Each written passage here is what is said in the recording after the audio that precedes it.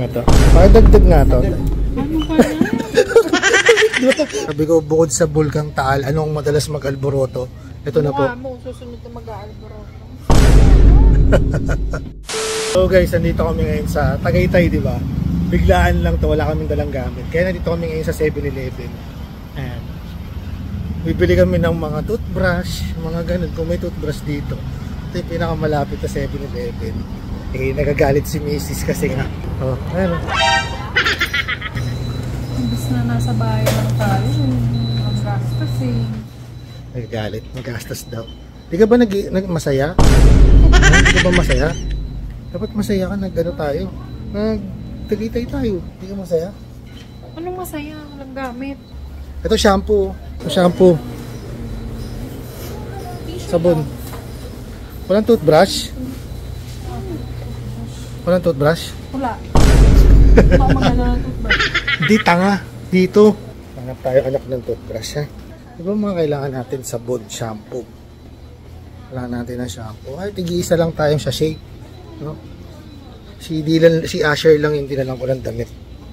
Ayun ang toothbrush. Ayun na. Ang mahal naman dito.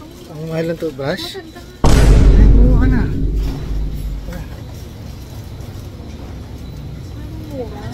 Eh, isang toothbrush lang tayong tatlo para makatipid. Ito kaya huwag ka na mag-toothbrush. Ito shampoo yung namin, mga brief namin, tsaka panty ni Emily. May side A, side B naman. So gano'n na lang. Uwi naman kami maaga bukas. Kaya huwag ka na magalit. Ha? Sabi ko, bukod sa Bulkang Taal, anong madalas mag-alboroto? Ito na po. Susunod na mag-alboroto. Saan galit? Minsan lang to eh. Nag-enjoy ka naman ah. Di ka ba nag-enjoy? Tuntua ka kanina sa Starbucks eh.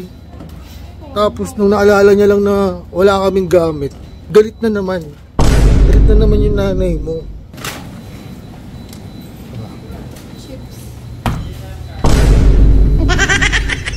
Sabi ko kasi titignan ko lang kasi reaction nila. Kung maso-surprise ba sila, eh nagalit si Mami Ems. Galit yung nanay mo eh. Ha? Surprise.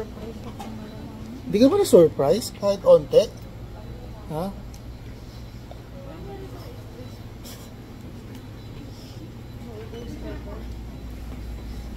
Sorry ka, binangga mo si Kuya. Bigat mo na anak.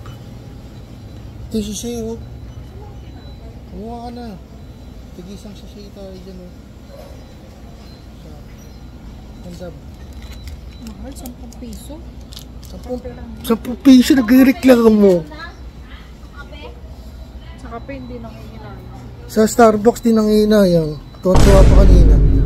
Anong tubig ginawa mo? Eh no, Nature Spring. Ano gusto mo beer?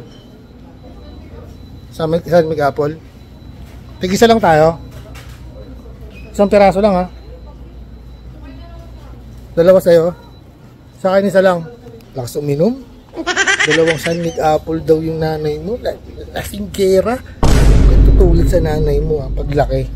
Si daddy mo isang San Mig Apple lang. Ito ako Jack Daniels. Isa lang ako to. Ito guys, Jack Daniels tayo.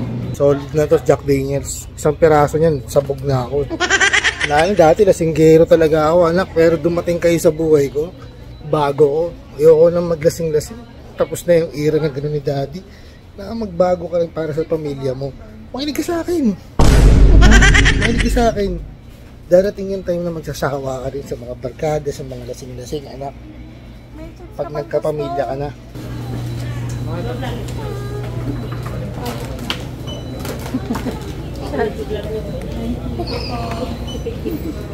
Pakidagdag nga to.